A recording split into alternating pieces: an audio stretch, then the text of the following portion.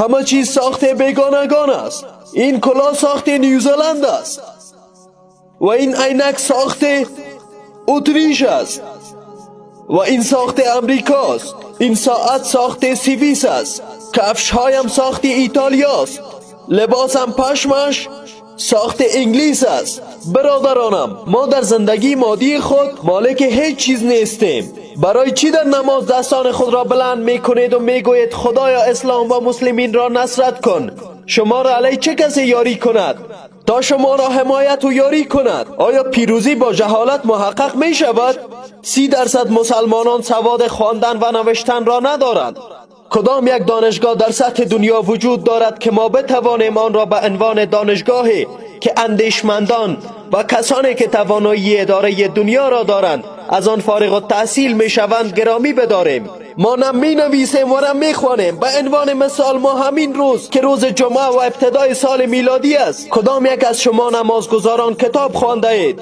ما کتاب نمی خوانیم. همسران خود را نیز به خواندن ترغیب نمی کنیم و فرزندان ما هم کتاب خوان نیستند.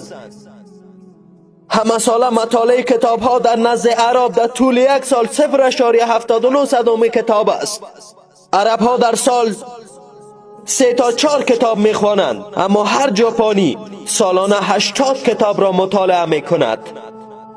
چطور می شود من مثل ژاپنی باشم؟ چطور می توانیم مثل یک امریکایی اصل باشیم که خواندن و نوشتن را یاد گرفته است و یاد گرفته برنامه ریزی کند و با دقت و نظم زندگی کند، ولی ما با بی‌نظمی و بی‌درایتی زندگی می کنیم؟ امتی که بر مبنای احساسات و عواطف زندگی می کند.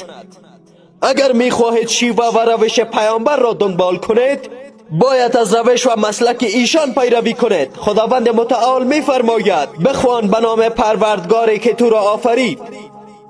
رسول خدا صلی الله علیه و سلم می فرماید هر روزی که خورشید در آن طلوع نماید و در آن روز معلومات را کسب نکنم که مرا به خدا نزدیک کند، برایم آن روز نامبارک و نامیمون است.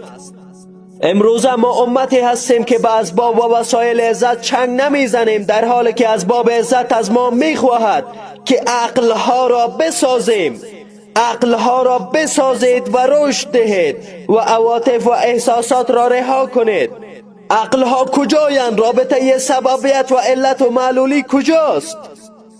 عقل انتقادگر کجاست؟ و منهج تربیتی صحیح کجاست؟